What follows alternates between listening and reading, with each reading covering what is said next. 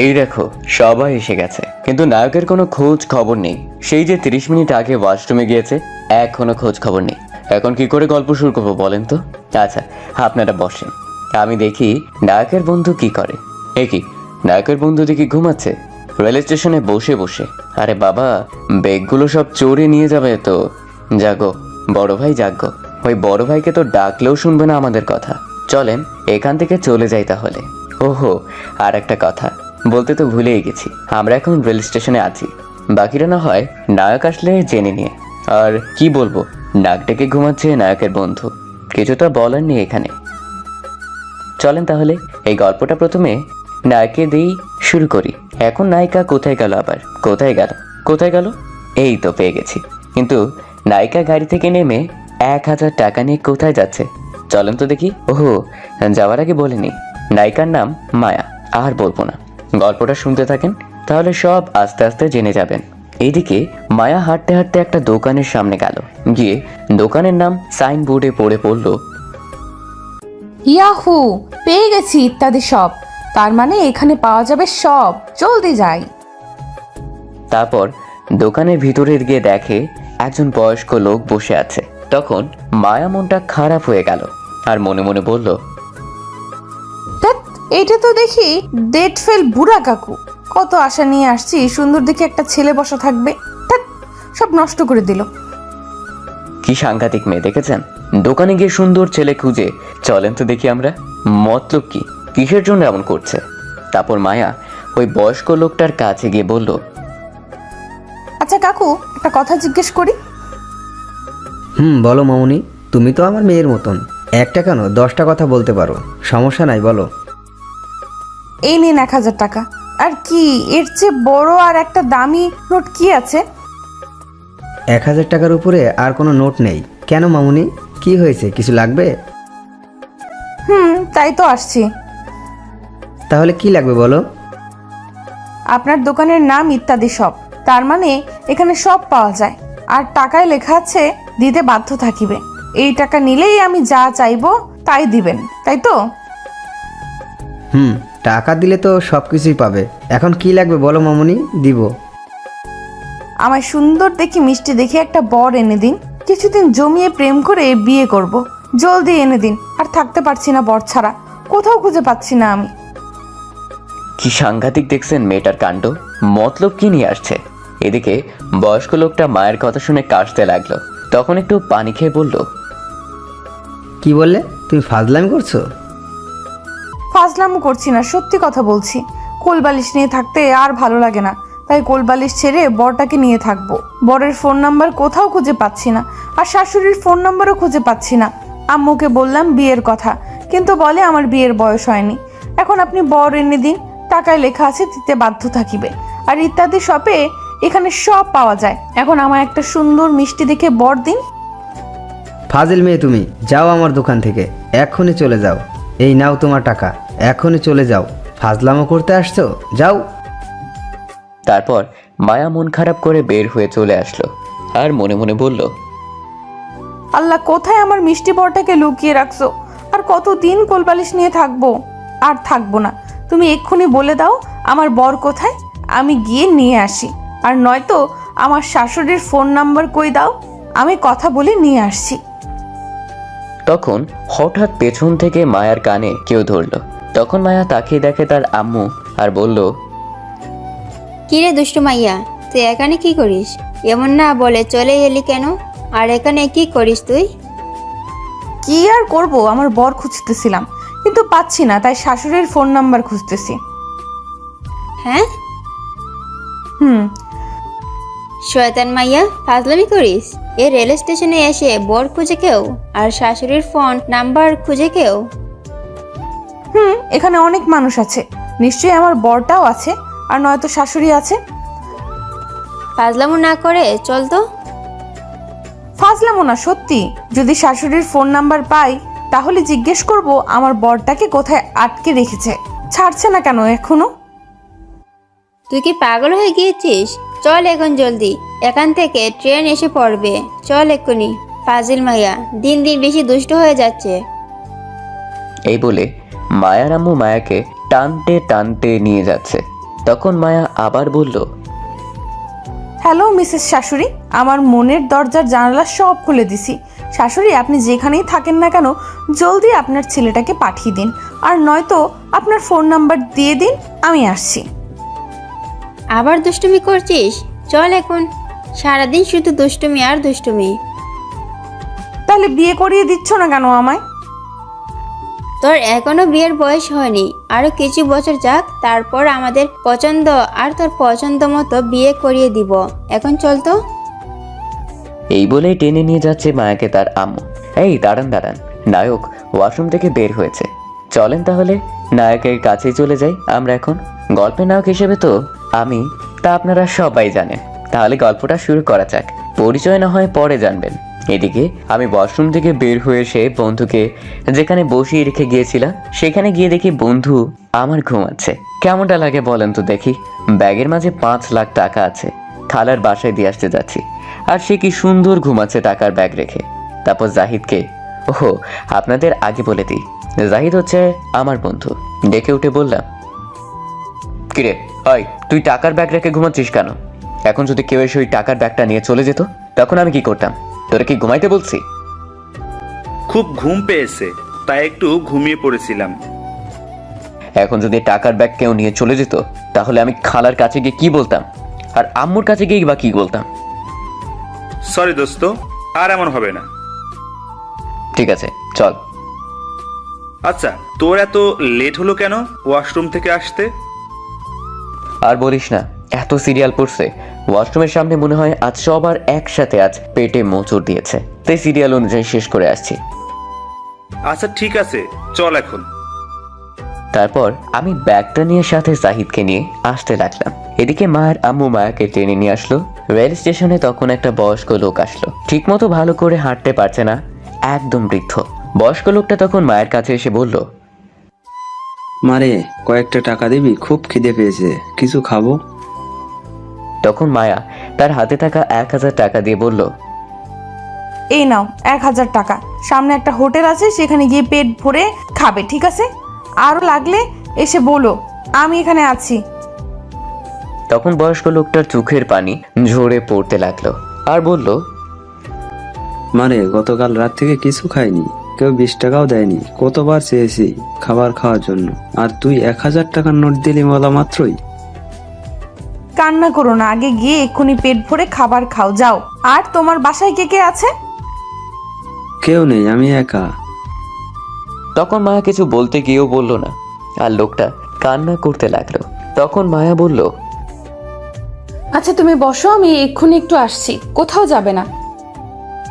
মায়ার আম্মু দাঁড়িয়ে দাঁড়িয়ে দেখছিল, আর মায়া গিয়ে হোটেল থেকে 1 প্লেট বিরিয়ানি নিয়ে আসলো, আর এসে বয়স্ক লোকটাকে একটা ভালো জায়গায় বসিয়ে কিছু বিরিয়ানি হাতে নিয়ে বলল, তুমি হা করো, আমি খাইয়ে দিচ্ছি। না রে মা, তুই আমায় দে, আমি খেয়ে নিচ্ছি, তোর কষ্ট করতে হবে না।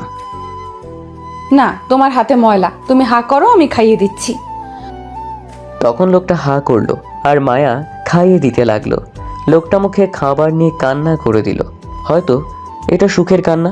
তখন মায়ার মাথায় হাত দিয়ে বলল, তোর মতো যদি সব বাবা মায়ের একটি এমন সন্তান থাকে, তাহলে আমার মতো এমন কিছু মানুষ রাস্তায় আজ না খেয়ে থাকতো না। তোর বাবা মা খুব ভাগ্যবান, তোর মতো এমন একটা ভালো মেয়ে পেয়েছে। দোয়া করি তোকে আর তোর বাবা মাকে যেন আল্লাহ ভালো রাখে সব সময়।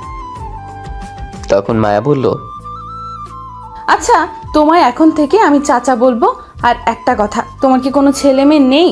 চাচি কোথায়? না রে মা, তোর চাষি অসুস্থ ছিল, টাকার অভাবে চিকিৎসা করাতে না পেরে আমায় ছেড়ে চলে গেছে। একটা মেয়ে ছিল, কিন্তু আমায় দেখতে পারে না, এখন কোথায় আছে সেটাও জানি না। এই দুনিয়ায় আর কেউ নাই, একমাত্র আল্লাহ ছাড়া। কে বললো তোমার আর কেউ নেই? মনে করো আমি আছি, এখন থেকে আমি তোমায় দেখে রাখবো। তুমি এখানে কোথায় থাকো? এখানে রাস্তায় থাকি। তখন মায়ার সাথে তার বাসার একটা লোক ছিল, তাকে বলল, রহিম চাচা, আপনি ওনাকে আমাদের বাসায় নিয়ে যান, আর আপনার সাথে থাকার ব্যবস্থা করে দিন, যান।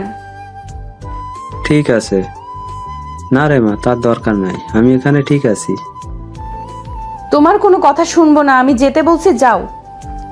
তারপর খাবারগুলো খাইয়ে দিয়ে রহিম চাচার সাথে বলল যেতে। তখন বয়স্ক লোকটা বলল, আচ্ছা মা, তুই কোথায় যাচ্ছিস? আমি আর আম্মু মামার বাসায় যাচ্ছি, কিছুদিন থাকবো। এটা আমার আম্মু। মায়ের আম্মু অবাক হয়ে দেখছিল সব এতক্ষণ, কিছুই বলছে না। তারপর সবাই কিছু কথা বলে রহিম চাচাকে বলল যেতে, তারা দুজন চলে যাবে। তখন মায়া বলল, শোনো চাচা, তুমি যে দোয়া করলে তখন, এখন আর একটা দোয়া করো, আমি খুব তাড়াতাড়ি যেন একটা সুন্দর মিষ্টি বর পাই। তখন সবাই ফিক করে হেসেছিল। আর তখন বয়স্ক লোকটা বলল, চিন্তা করিস না মা, খুব তাড়াতাড়ি তোর মনের মানুষ পাবি। তারপর চলে গেল তারা। তখন মায়ার আম্মু বলল, আজ আমি খুব খুশি, আর সবচেয়ে বেশি খুশি আল্লাহ তোকে দিয়েছে আমায়। তাহলে এই খুশিতে আমায় বিয়ে দাও। তুই আবার দুষ্টুমি করছিস? তখন মায়া একটু সামনে তাকালো, তাকিয়ে অবাক হয়ে আছে আর খুশিতে লাফিয়ে বলল, আম্মু, পেয়ে গেছি আমার বর। ফাজলামি করিস না, চল এখন। সত্যি কথা বলছি, সামনে দেখো, ওই যে সাদা শার্ট পরে আছে আমার বর। ক্রাশ খেয়ে গেছি 1 কেজি। তখন মায়ের আম্মু তাকিয়ে দেখে বলল, মাশাল্লাহ, খুব সুন্দর, পছন্দ হয়েছে আমাদের। এখনই গিয়ে কথা বলবো বিয়ের তোর জন্য। না, আগে প্রেম করি, তারপর না হয় বিয়ে দিও। কি করব আমি এখন? হয় আমার মন তো তার জন্য এখনই পাগল হয়ে গেছে। কি করে বেঁধে রাখবো আমি আমার মন? দিওয়ানা হয়ে গেছি তার জন্য এখন। এদিকে আমি আসছিলাম। তখন জাহিদ বলল আমায়, দোস্ত, ওই দেখ, তোকে একটা মেয়ে চুমু খাচ্ছে। কি বলিস তুই? আমায় আবার চুমু দিল কখন? সামনে তাকিয়ে দেখ, তাহলে বুঝতে পারবি। তখন সামনে তাকিয়ে দেখি সত্যি একটা মেয়ে আমায় দূরে থেকে গালে হাত দেওয়ার মতো করে কিস করছে। তখন আমি বললাম, এটা আবার কোন পাগল? চল তো দেখি। চল। তারপর আমি মেয়েটির সামনে গিয়ে বললাম, কি ব্যাপার, আপনি এমন করছেন কেন আমার দিকে তাকিয়ে? মায়া এক নজরে তাকিয়ে আছে আর তার ঠোঁটে কামড় দিয়ে মুচকি মুচকি হাসছে, কোনো কথা বলছে না। তখন মায়ের আম্মু বলল, কি করেছে আমার মেয়ে? এটা আপনার মেয়ে?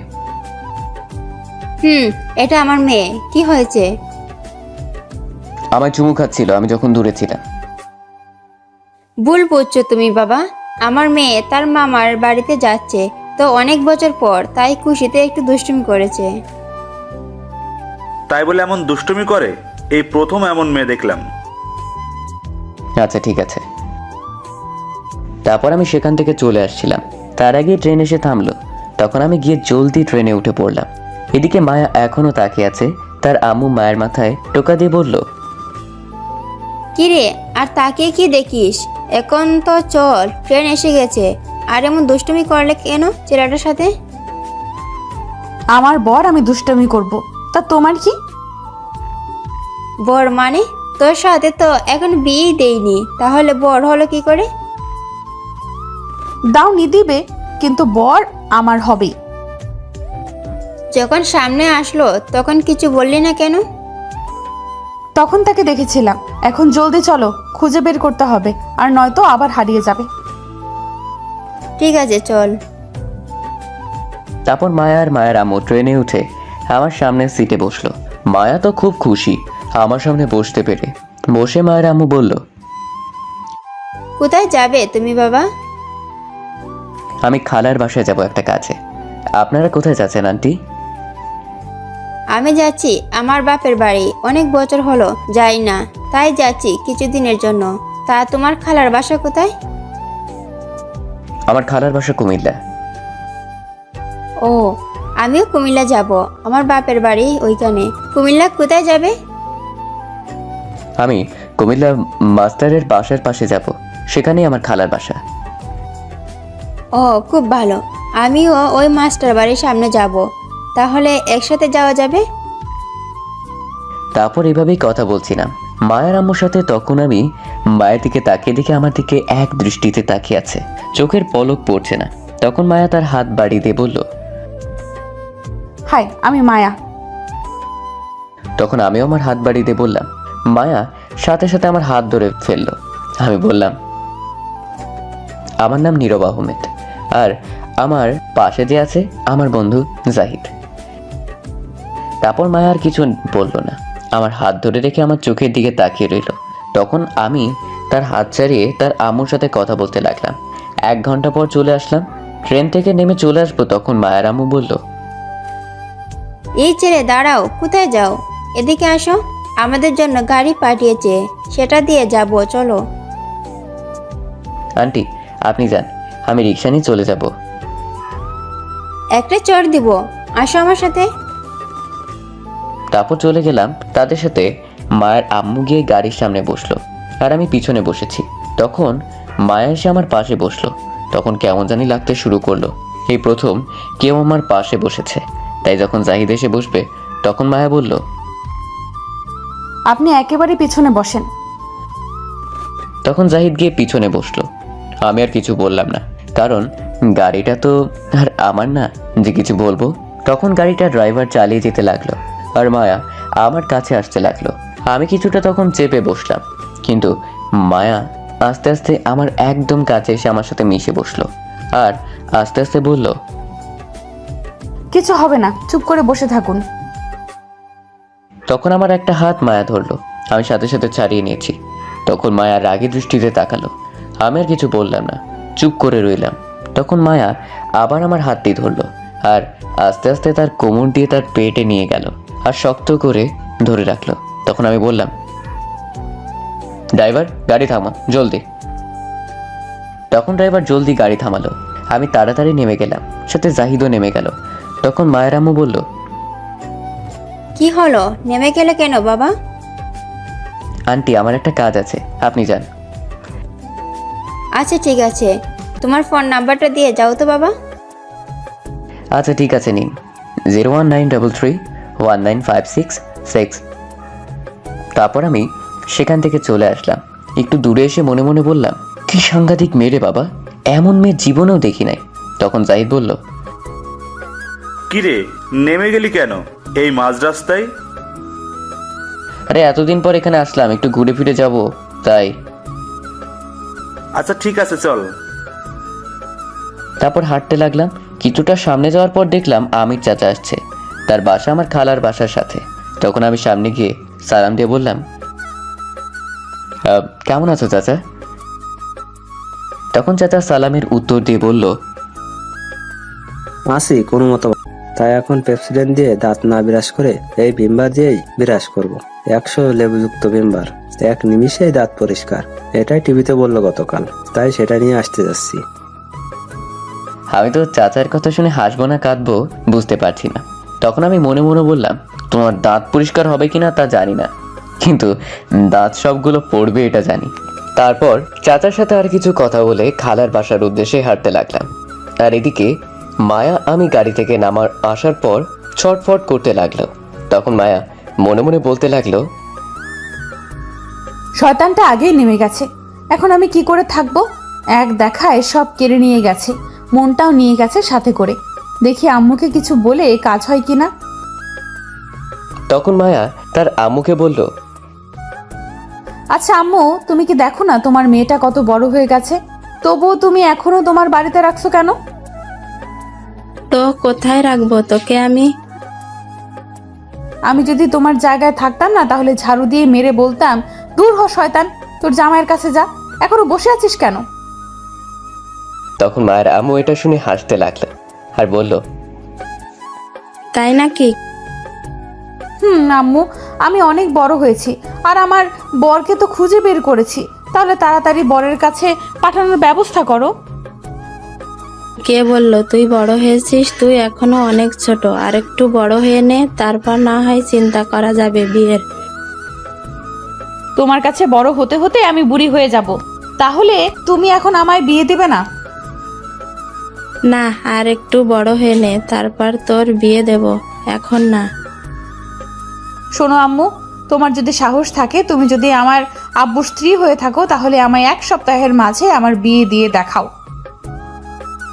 আল্লাহ, তুমি এ কেমন মেয়ে দিলা?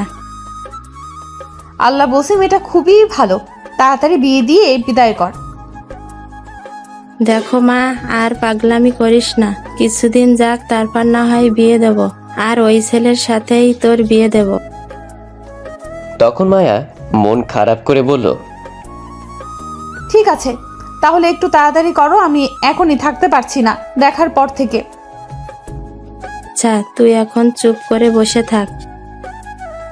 দাঁড়াও, একটা গান বলে নেই। শাশুড়ি, আপনার বৌমা লইয়া যান তাড়াতাড়ি, এমন কিউট বৌমা কেন এখনো থাকে বাপের বাড়ি। হায় রে পাগলি মেয়ে আমার।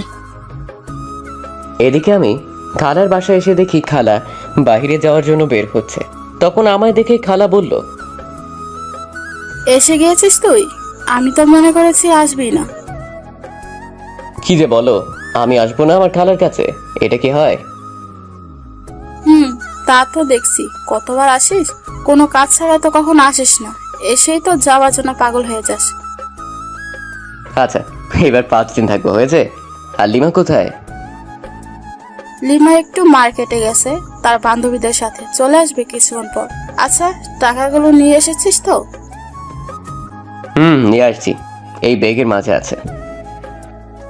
আচ্ছা, এই টাকা এখন তোর কাছে রাখ, আর কাপড়ের ব্যাগ এখানে রেখে চল তো আমার সাথে একটু, মাস্টারের বাসা যাব। কিসের জন্য যাবে খালা? আমাদের এই জায়গাটা নিয়ে একটু সমস্যা হয়েছে, তার কাছ থেকে কিনেছিলাম। আচ্ছা ঠিক আছে, চলো। তারপর আমি জাহিদ খালা মিলে যেতে লাগলাম বাসাটা। একটু দূরে 5 মিনিট হাঁটার পর চলে গেলাম বাসার সামনে। যাওয়ার পর দেখলাম আমি যে গাড়িতে আসলাম সেই গাড়িটা এখানে। তখন মনে হলো মায়ার আম্মু, তো বললো এখানে নাকি আসবে। তখন জাহিদ বলল, দোস্ত, এই গাড়িটা এখানে? এটাই তো তাদের বাড়ি। তারপর আমরা ভিতরে চলে গেলাম। তখন খালা বলল, আচ্ছা, তুই এইখানেই দাঁড়া, আমি জিজ্ঞেস করে আসি মাস্টার সাহেব বাসায় আছে কিনা। আমি মাথা নেড়ে হ্যাঁ বললাম। তখন খালা একটু ভিতরে চলে গেল। তখন আমরাও একটু ভিতরে যেতে লাগলাম। তখন দেখতে পেলাম মায়া একা সোফায় বসে 2 গালে হাত দিয়ে বসে আছে নিচের দিকে তাকিয়ে। তখন আমি মনে মনে বললাম, এর থেকে একটু দূরে থাকতে হবে। গাড়িতে বসে যা করলো, বাবা কি সাংঘাতিক মেয়ে, আমি তো ভয় শেষ। তখন জাহিদ বলল, দোস্ত, ওই দেখ মেয়েটা, চল একটু কথা বলে আসি। দরকার নেই, চল, এই মেয়ে দেখলে বিপদ। আরে কিসের বিপদ? কার বিপদ? কবে বিপদ? তুই সেটা বুঝবি না, চল। তুই যা, আমি কথা বলে আসি। তাহলে তুই থাক, আমি যাই। এই বলে চলে আসছিলাম। তখন মায়া আমায় দেখে ফেলে আর বলে, এই তুমি দাঁড়াও, কোথায় যাও? শয়তান মেয়ে দেখে ফেলছে, আর দাঁড়িয়ে থাকা যাবে না, জলদি যেতে হবে। এই বলে তাড়াতাড়ি হাঁটতে লাগলাম। বাসার বাইরে আসার পর মায়া দৌড়ে এসে আমার হাত ধরে টেনে তার বাসার পিছনে নিয়ে গেল আর গাছের সাথে চেপে ধরে বলল, কি হলো, পালিয়ে যাচ্ছ কেন? তুমি জানো না তোমায় আমি কতটা ভালোবাসি? গাড়িতে তা বোঝো নাই? কি বলছেন এগুলো? দেখা হলো আজ 1 ঘন্টা হলো, আর এর মধ্যে ভালোবেসে ফেললেন? এটা কি করে? সেটা যেভাবেই হোক না কেন, আমি তোমায় ভালোবাসি, আর আমি মনে কথা চেপে ধরে রাখতে পারি না। যা বলি সরাসরি বলি। চলো, এখন আমি তোমায় প্রপোজ করব, তুমি তা মেনে নিবে। আমি আপনাকে জীবনে ভালোবাসবো না। এখন আপনি আবেগের মাঝে আছেন, তাই উল্টো পাল্টা বলছেন। যখন আবেগ ফুরিয়ে যাবে তখন আর এই ভালোবাসা থাকবে না। এই, তুমি কি আমায় গ্যাস সিলিন্ডারের বোতল পেয়েছিস যে শেষ হয়ে যাবে? আমার পা থেকে মাথা পর্যন্ত দেখতো কোন দিক দিয়ে আবেগ লেখা আছে, চল দেখা। দেখুন, একদিনে কখনো ভালোবাসা হয় না, আর আমি আপনাকে ভালোবাসি না, আর ভালোবাসতে পারবো না। কেন ভালোবাসবি না বল? আমার আপনাকে পছন্দ না, তাই। তুই পছন্দ না করলেও আমি পছন্দ করি তোকে, আমায় ভালোবাসতে হবে, ব্যাস। না, আমি আপনাকে ভালোবাসতে পারবো না। দেখ, মাথা গরম করাস না, তাহলে কিন্তু খুব খারাপ হবে বলছি। এখনো সময় আছে, আমায় মেনে নে। আমি কিছু বলতে যাব তখনই জাহিদ আমায় ডাকতে লাগলো। তখন আমি বললাম, ছাড়েন আমায়, আমি চলে যাব। আমার প্রপোজ অ্যাকসেপ্ট করলে ছেড়ে দেব। এটা কখনো সম্ভব হবে না, আমি আপনাকে ভালোবাসি না। তাহলে তুমি আমায় ভালোবাসবে না? না, আমি আপনাকে ভালোবাসতে পারবো না। তখন মায়ের সাথে সাথে মাটিতে বসে পড়ল আর কান্না করতে করতে বলল, আমি আম্মুর কাছে বিচার দেব তোমার নামে। আম্মু এসে দেখে যাও তুমি আমায় নাকি ভালোবাসবে না। আমি তো মায়ের কান্না করতে দেখে অবাক হয়ে গেছি। তখন মনে মনে বললাম, কি পাগল মেরে বাবা। তখন মায়া বাচ্চাদের মতো বসে ফুপিয়ে ফুপিয়ে কান্না করতে লাগলো। আমি আর দাঁড়িয়ে না থেকে চলে আসতে লাগলাম। জাহিদ ডাকছিল, যেতে হবে। কিছুটা দূরে আসার পর হঠাৎ মায়া দৌড়ে এসে লাফ দিয়ে তার 2 পা দিয়ে পেছন থেকে কোমরে পেঁচিয়ে ধরে আমার গালে কামড় দিয়ে ধরলো আর বলতে লাগলো, ভালোবাসতেই হবে, না বাসলে আজ তোমার আপেল গাল আমি খেয়ে ফেলবো কামড় দিয়ে। আল্লাহ, তুমি এই কোন মেয়ের হাতে ফেললা আমারে? পুরাই পাগল। প্লিজ গালে কামড় দেওয়া ছাড়ো, প্রচন্ড ব্যথা পাচ্ছি। আমি পাগল, তবে সেটা তোমার হয়েছি। ছাড়বো না, আগে বলো আমায় ভালোবাসো। না, ভালোবাসতে পারবো না আমি তোমায়। তাহলে আমিও তোমার আপেল গাল ছাড়বো না, আজ কামড়ে খাবো। প্লিজ গালে কামড়টা ছাড়ো, ব্যথা পাচ্ছি। এটা আমার গাল, আপেল না। না, এটা আপেল, তোমার গাল না, আমি খাবো এটা। এই বলে আরো জোরে কামড় দিল। আমি মায়াকে ছাড়তে পারছি না, অনেক শক্ত করে জড়িয়ে ধরে আছে। গালে অনেক ব্যথা পাচ্ছি। তখন আমি বাধ্য হয়ে বললাম, আচ্ছা আমায় আজকের মতো সময় দাও, আগামীকাল বলবো। প্লিজ গালে কামড় দেওয়া ছাড়ো, ব্যথা পাচ্ছি। আমি তোমাকে আগামীকাল কোথায় পাবো তুমি যদি চলে যাও? কোথাও যাব না, তোমার আম্মু চিনে কোথায় আমি আছি এখন। আচ্ছা ঠিক আছে, তাহলে সকালে এসে বলবে, সাথে গোলাপ ফুল নিয়ে আসবে। আচ্ছা ঠিক আছে, সব নিয়ে আসবো, এখন ছাড়ো, ব্যথা পাচ্ছি। তারপর মায়া কামড় ছেড়ে দিয়ে নেমে গেল আর আমি সেখানে 1 মিনিটও দাঁড়ালাম না। দিলাম এক দৌড় আর বললাম, লা ইলাহা, শয়তান নামছে, দৌড়ে পালা। আর জীবনের সামনে আসতাম না, আমি আগামীকাল সকালেই চলে যাব। তারপর জাহিদকে বলে দৌড়ে চলে আসলাম খালার বাসায়। এসে দেখি লিমা বসে আছে আর পিচ্চি 2টা ছেলে আসছে। তখন লিমা আমায় দেখে বলল, আরে ভাইয়া, তুমি কখন আসলে? আসছি আরো অনেকক্ষণ আগে। কি হয়েছে ভাইয়া, তুমি হাঁপাচ্ছ কেন? মনে হচ্ছে দৌড়ে এসেছো। একটা শয়তান ধরছিল, কোনো মতে ছুটে দৌড়ে চলে আসলাম। শয়তান? কিসের শয়তান? এটা তুই বুঝতে পারবি না, খুব সাংঘাতিক শয়তান এটা। তা তোমার গালে এটা কিসের দাগ? মনে হচ্ছে কেউ কামড়ে দিয়েছে। এই রে, ধরে ফেলছে। এখন কি বলি? সত্যি কথা বলা যাবে না, মান সম্মানের ব্যাপার, অন্য কিছু বলে কাটিয়ে দিতে হবে। তখন লিমা আবার জিজ্ঞেস করলো, কি হলো ভাইয়া, বলো। আসার সময় রেল স্টেশনে একটা পিচ্চি মেয়ে আসছিল আমার কাছে, তাকে কোলে নিয়েছিলাম জোর করে, তাই কামড় দিয়েছিল আর তাতেই দাগ হয়ে গেছে। ও, এই কথা। 1 গ্লাস পানি আনতো, পানি পিপাসে পেয়েছে। আর এই 2 ছেলেকে? আমার ছাত্র এরা। ও আচ্ছা, পানি নিয়ে আয় জলদি। তারপর লিমা চলে গেল পানি আনতে। তখন আমি ছেলে 2টার নাম জিজ্ঞেস করলাম। তখন ছেলে 2টা বলল তাদের একজনের নাম আরিফ আর একজনের নাম সুমন। তখন আমি বললাম, আচ্ছা সুমন, তুই কোন ক্লাসে পড়িস? আমি প্রথম শ্রেণী। আমিও প্রথম শ্রেণীতে পড়ি। গুড, ভালো করে মনোযোগ দিয়ে লেখাপড়া করিস তোরা। আচ্ছা ঠিক আছে। তুই বড় হয়ে কি হতে চাস? আর আমি বড় হয়ে হেলিকপ্টারের পাখা চুরি করতে চাই, যাতে আমার ছোট্ট গাড়ির মোটরে বড় পাখা লাগাতে পারি।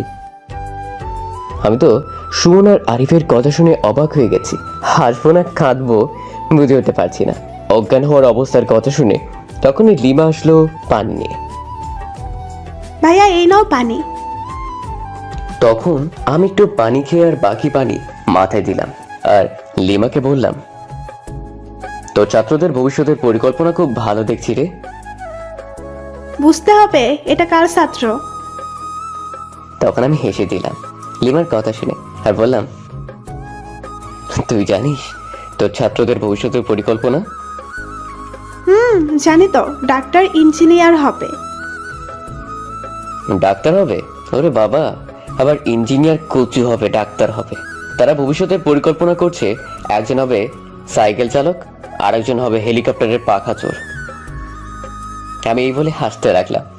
লিমা তো শুনে অবাক হয়ে গেছে আর রাগে কচ করছে তার ছাত্রদের দিকে তাকিয়ে। তখনই জাহিদার খালা আসলো, আমায় এমন হাসতে দেখে বলল, কি রে, এমন পাগলের মতো হাসছিস কেন? কি হয়েছে? তখন আমি সব বললাম। তারাও হাসতে লাগলো। তখন লিমা তার ছাত্রদের নিয়ে চলে গেল। তখন আমি বললাম, খালা, জমির ব্যাপারে কি বললো?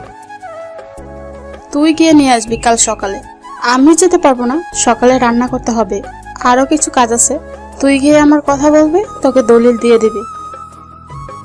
আমি গেলে তো পাগল মেয়ে আমি ছাড়বে না। আমি শেষ যার ভয় পালিয়ে আসলাম, তার কাছে আবার যেতে হবে। হায় রে কপাল। আচ্ছা, আমি খাবার দিচ্ছি, আয় খেয়ে যা। আর খাবার অ্যাটম বোম দাও, সেটাই খাই। তারপর ফ্রেশ হয়ে খাবার খেয়ে নিলাম। খেয়ে বসে বসে ফোন টিপলাম। তখন আম্মু ফোন দিল। ফোন রিসিভ করার পর বলল, কিরে আমায় ভুলে গেলি? একটা ফোন দিলি না? না আম্মু, ভুলে যাইনি, মাত্রই এসে বসলাম। এত লেট হলো কেন যেতে? আসছি আরো আগে, খালার সাথে একটু বাহিরে গিয়েছিলাম, তাই লেট হলো। ও আচ্ছা, এই কথা। তোর খালার কাছে ফোন নিয়ে দে তো। আচ্ছা ঠিক আছে, দিচ্ছি। তারপর খালার কাছে নিয়ে ফোনটা দিলাম। কিছুক্ষণ কথা বলে ফোনটা দিয়ে দিল। আমি আর কিছুক্ষণ কথা বলে ফোনটা কেটে দিলাম। কেটে ফোনটা যেই পকেটে রাখতে যাব, তখনই ফোনটা আবার বেজে উঠলো। তাকে দেখি অপরিচিত নাম্বার। তখন ফোনটা রিসিভ করে সালাম দিলাম। ওপাশ থেকে সালামের উত্তর নিয়ে একটি মেয়ে বলল, আমার জান কি করে? আপনার জান কি করে সেটা আমি কি করে বলবো? গিয়ে দেখেন অ্যাটম বোম নিয়ে বসে আছে ছুঁড়ে মারার জন্য। সেটা ডাক্তারের কাছে গিয়ে পরীক্ষা করলে দেখতে পারবেন। সেখানে যান। ডাক্তারের কাছে যাব কেন? তুমিই তো আমার জান। তাহলে আমি বাইরে কেন? আপনার বুকের মধ্যে থাকার কথা। তুমি তো সেখানেই আছো, তাহলে জলদি চলে আসো। আমার বুকে লুকিয়ে ফেলি তোমায়, কেউ যাতে আমার কাছ থেকে নিতে না পারে। এত সাংঘাতিক পাগল মেয়ে এটার কেউ হতে পারে না মায়া ছাড়া। কি হলো, আসো, আমি থাকতে পারছি না তোমাকে ছাড়া। এই, তুমি আবার কল দিলে কেন? আমার জানের কাছে আমি কল দিব না তো কে দিবে? হয়েছে, রাখো। এখন আমি একটু দোকানের দিকে যাব। যাও, কথা বলতে বলতে যাও। আমি আর কিছু না বলে ফোনটা কেটে দিলাম। তখন জাহিদকে বললাম, চল জাহিদ, একটু দোকানের দিকে যাই আর একটু ঘুরে আসি। আচ্ছা ঠিক আছে, চল, আমারও ভালো লাগছে না। তারপর খালার কাছে বলে বাসার বাইরে চলে আসলাম। তখন ফোনটা আবার বেজে উঠলো। তাকে দেখি মায়া ফোন করেছে। তখন আমি ফোন বন্ধ করে রেখে দিলাম। তারপর বিকেল পর্যন্ত ঘোরাঘুরি করে চলে আসলাম বাসায়। তারপর টিভি দেখতে দেখতে রাত 8টা ঘড়িতে বেজে উঠলো। রাতের খাবার খেয়ে আবার গিয়ে টিভি দেখতে লাগলাম। ফোনের কথা একটু মনে নেই। এদিকে মায়া এখনো আমার ফোন বন্ধ পেয়ে তার রুমে গিয়ে তার কাপড়গুলো বেগে ভরতে লাগলো। তখন তার আম্মু রুমে আসলো। খাবারের জন্য ডাকতে এসে দেখে মায়া তার কাপড় ব্যাগে ভরছে। তখন মায়ের আম্মু জিজ্ঞেস করলো, কি রে মা, এত রাতে তুই তোর কাপড় ব্যাগে ঢোকাচ্ছিস কেন? কি হয়েছে? আমি চলে যাব, আমার শাশুড়ির কাছে গিয়ে বলবো আমার বরটা ফোন বন্ধ করে রাখছে কেন, অনেক বকা দিতে বলবো। শুনছো মেয়ের কথা? তুই তোর শ্বশুর বাড়ির ঠিকানা পেলি কোথায়? জানি না তো কোথায় আমার শ্বশুর বাড়ি, কিন্তু খুঁজে বের করে ফেলবো। আল্লাহ, এই কেমন পাগল মেয়ে দিলাম আরে। ওই তুই রাখ তো কাপড়, চল খাবার খেয়ে আসবি। না, আমি খাবো না। আগে আমার শাশুড়ির ফোন নাম্বার দাও, আর নয়তো ঠিকানা দাও। ঠিক আছে, তোর আব্বুকে বলবো এনে দিতে। দাঁড়াও, আমি আব্বুকে ফোন করে বলছি। তখন মায়া তার আব্বুকে ফোন দিল। তার আব্বু ফোন রিসিভ করার পর বলল, আব্বু, তোমার কাছে আম্মু বললো শাশুড়ি ফোন নাম্বার আছে, দাও তো। একই রে, তোর মাথা কি গেছে নাকি? তোর আম্মু আর তুই তো তোর নানুর বাসায় আছিস, তাহলে ফোন নাম্বার দিয়ে কি করবি? আরে, তোমার শাশুড়ির ফোন নাম্বার না, এই বুড়ির নাম্বার দিয়ে আমি কি করব? আমার শাশুড়ির ফোন নাম্বার দাও। তোর শাশুড়ি আমি কোথায় পাবো? তোকে কি বিয়ে দিয়েছে নাকি? আম্মু তো বললো তুমি নাকি আমার শাশুড়ির ফোন নাম্বারটা জানো। এই তোরা মা মেয়ে কি পাগল হয়ে গেছিস নাকি? তখন মায়ার আম্মু মায়ের কাছ থেকে ফোন নিয়ে বলল, আমি পাগল হইনি, তোমার মেয়ে পাগল হয়ে গেছে। কেন, কি হয়েছে মেয়ের? রেল স্টেশনে একটা ছেলেকে দেখে তোমার মেয়ে পছন্দ করে ফেলছে, আর সেই ছেলের জন্য পাগলামি করছে। তার শাশুড়ির ফোন নাম্বার খোঁজাখুঁজি করছে চলে যাওয়ার জন্য। তোমার মেয়ে নাকি এখানে থাকবে না, শ্বশুর বাড়ি চলে যাবে। তখন মায়ের আব্বু এই শুনে হাসতে লাগলো আর বলল, তাহলে আমার মেয়ে এই জন্য পাগলামি করছে? ঠিক আছে, ছেলে দেখতে কেমন? ছেলে দেখতে মাশাআল্লাহ, তোমার মেয়ের পছন্দ আছে বলতে হবে। তাহলে আর কি বলবো, আলহামদুলিল্লাহ। মেয়ের যখন পছন্দ হয়েছে, তোমার যেহেতু পছন্দ হয়েছে, ছেলের বাসার ঠিকানা খুঁজে বের করো, তাহলে মেয়েকে তার মনের মানুষের কাছে দিয়ে দেই। এতই যখন পাগলামি করছে। আচ্ছা ঠিক আছে, আমি তাহলে ছেলের পরিবারের খোঁজ নিচ্ছি। আর তোমার মেয়েকে বোঝাও, তোমার মেয়ে এখনই কাপড় ব্যাগে ভরে রেডি হয়ে চলে যাচ্ছে। কি এখনই চলে যাচ্ছে? দাও তো মায়ের কাছে ফোনটা। দিচ্ছি, কথা বলো। তখন মায়ের আম্মু মায়ের কাছে ফোনটা দিল আর মায়ের আব্বু বলল, কি রে মা, কি শুনলাম তুই নাকি এখনই ব্যাগ গুছিয়ে চলে যাচ্ছিস? শোন, চিন্তা করিস না, আমি তোকে ওই ছেলের সাথে বিয়ে দিব। আমার মন ঘুম সব একদিনে কেড়ে নিয়েছে। তুমি যতক্ষণ না আমায় বিয়ে দাও ততক্ষণই পাগলামি চলবে। এ নাও, আম্মুর সাথে কথা বলো। এটা বলে মায়া তার আম্মুর কাছে ফোন দিয়ে দিল আর মায়ের আম্মু তখন বলল, দেখছো তোমার মেয়ে কেমন পাগলামি করছে। বুঝতে পারছি।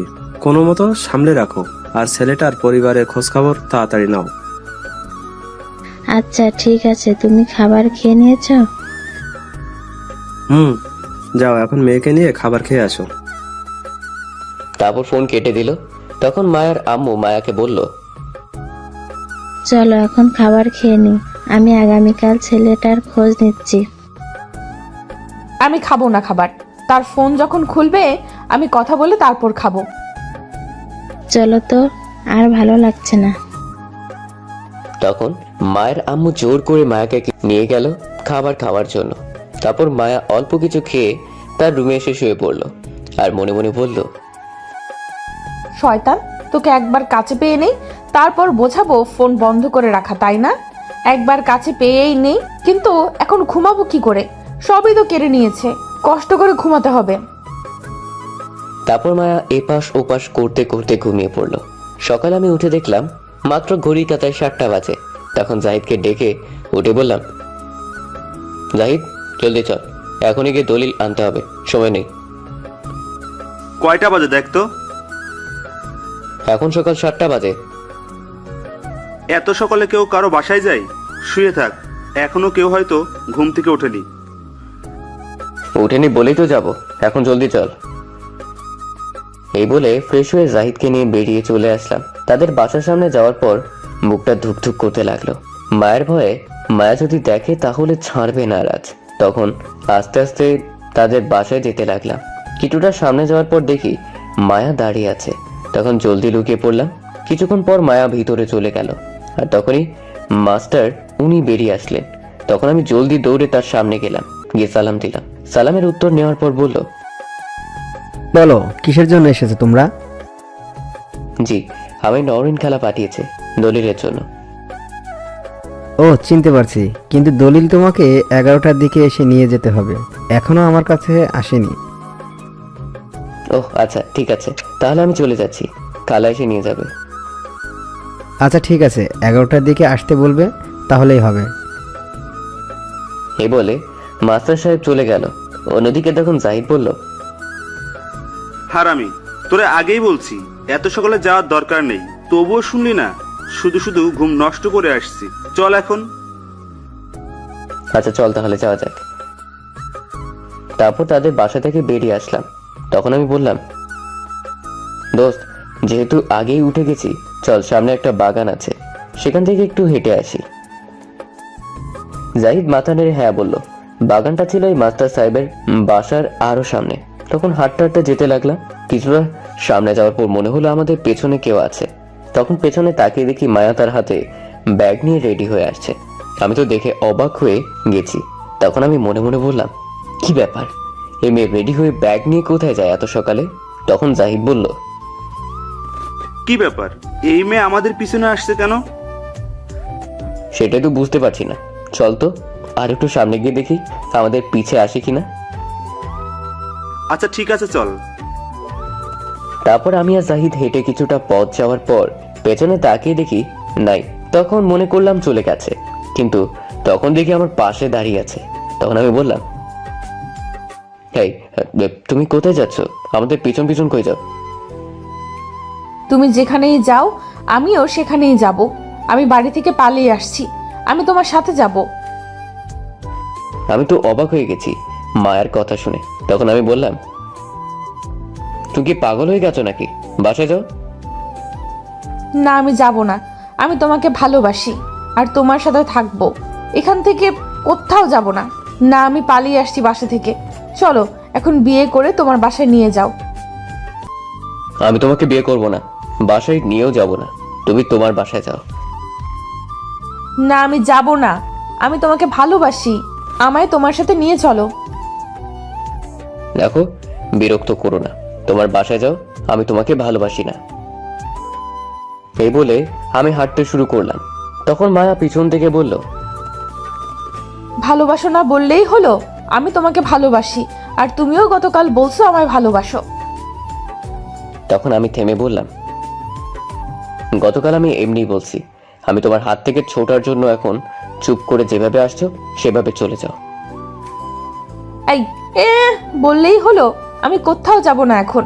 এত কষ্ট করে ব্যাগ গুছিয়ে রেডি হয়ে সবার চোখ ফাঁকি দিয়ে বাসা থেকে পালিয়ে আসছি কি আবার ফিরে যাওয়ার জন্য? চলো তোমার বাসায় নিয়ে চলো আমায় বিয়ে করে। কেমনটা লাগে বলেন তো এখন? এর মাথায় মনে হয় সব তার ছেঁড়া, তাই এমন পাগলামি শুরু করে দিয়েছে। তখন আমি মায়ের হাতে ধরে কিছুটা সামনে দিয়ে এসে বললাম, সোজা তোমার বাসায় যাও। এক পাও যাব না আমি।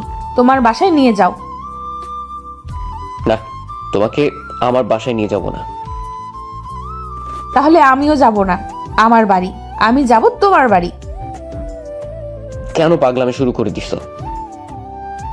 তোমাকে যে অনেক ভালোবাসি, তোমার পাগলি হতে চাই। আমার এমন পাগলি লাগবে না, তুমি বাসায় যাও, আমাদের পিছনে আসবে না। এই বলে আমি হাঁটতে লাগলাম। কিছুটা দূরে এসে একটু পিছনে তাকিয়ে দেখি মায়া আসছে আমার পিছনে। যায়নি। তখন আমি বললাম, তোমাকে না বললাম আমার পিছনে আসবে না? তখন মায়া আমায় বলল, আমি আসবো, 100 বার আসবো। আমি আমার বরের পেছনে আসছি, তার বাসায় যাব। তা তোমার কি? বুঝতে পারছি, একে মাইন্ড না দিলে ঠিক হবে না। এই বলে আমি মায়াকে যেই চড় দিতে যাব তখনই মায়া তার দুই গালে হাত দিয়ে ধরে রাখলো আর বলল, এমন তুলোর মতো নরম গালে কেউ চড় দেয়? দিলে কয়েক শত চুমু দাও, চড় দিলে ব্যথা পাবো। তুমি যাবে কি না বলো? না, আমি যাব না। যাবে না তাহলে তুমি? না, আমি যাব না। আমি তোমার সাথে যাব। তখন আমি মায়ের চুল ধরে কিছুটা নিচু করে দিলাম, পিঠে ঘুষি, আর বললাম, শয়তান মেয়ে, তোর ঘাট থেকে এখন সব ভূত নামাবো। আমার সাথে যাবি তাই না? দাঁড়া, তোর যাও আমি বের করছি। এই বলে মায়ের পিঠে ঘুষি মারতে লাগলাম আর মায়া বলতে লাগলো তাকে ছেড়ে দিতে। এদিকে জাহিদ চুপ করে আমাদের এসব দেখছিল। তখন মায়াকে মারতে দেখে দৌড়ে এসে ছাড়িয়ে নিল আর বলল, কি করিস, মেরে ফেলবি নাকি? কি করব বল? এত করে বলছি তবুও কথা শুনে না, তাই বাধ্য হলাম। তাই বলে মারতে হবে? তোকে ভালোবাসে বলেই তো বাড়ি ছেড়ে চলে আসছে। দেখ, জ্ঞান দিবি না, কিছু বললে তোকেও এখন মারবো। এদিকে মায়া বসে বসে কান্না করছে। তখন আমি বললাম, তখন বাসায় যাও, আর পিছু নিবে না, বলে দিলাম, মনে থাকে যেন।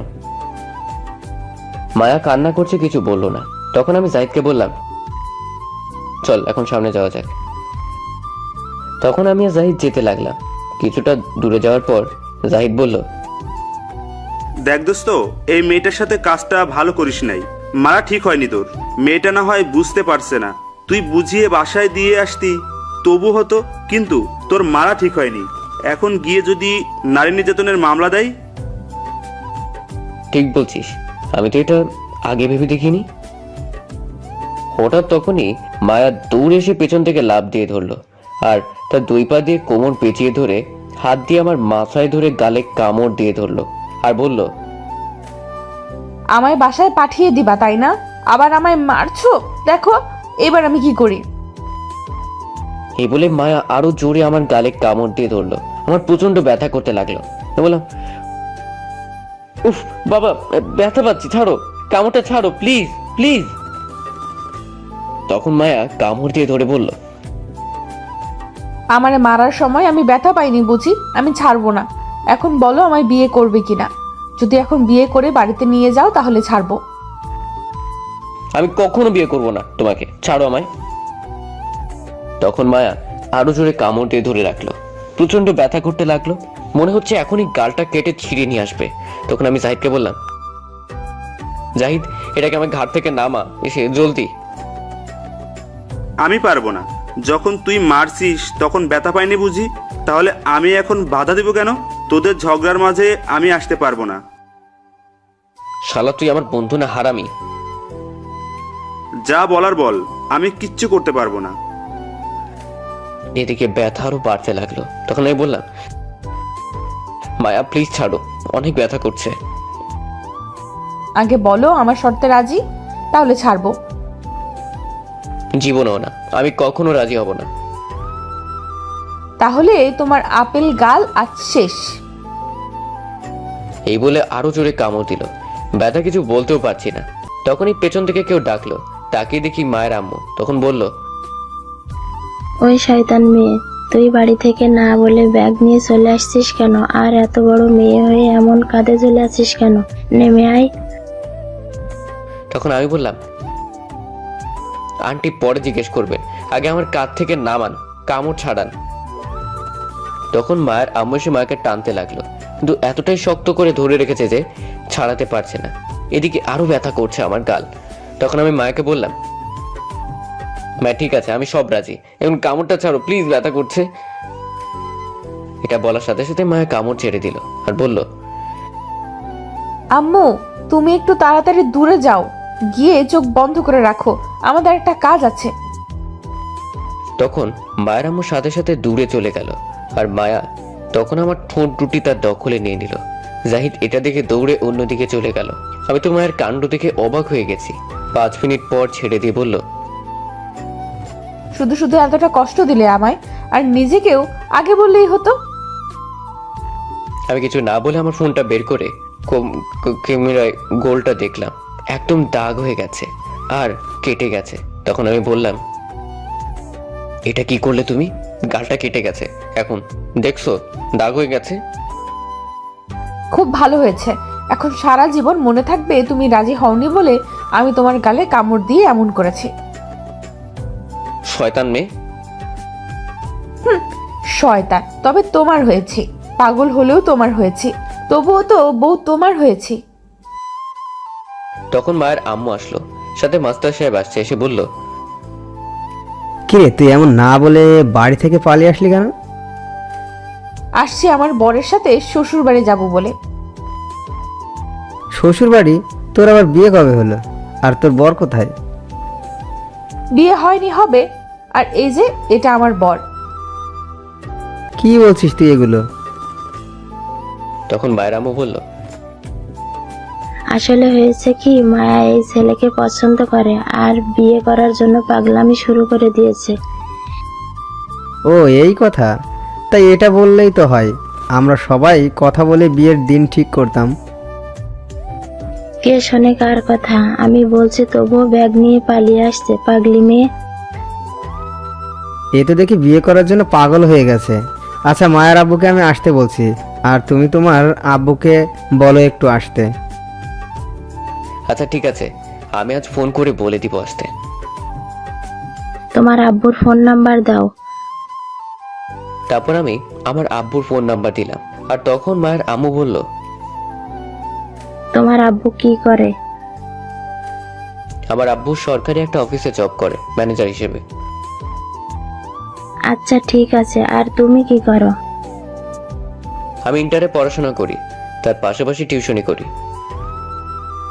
আচ্ছা ঠিক আছে, যাও, আমি তোমার আব্বু আম্মুর সাথে কথা বলছি। তখন মায়া তার আম্মুকে বলল, যাবে মানে? কোথায় যাবে? আমিও সাথে যাব।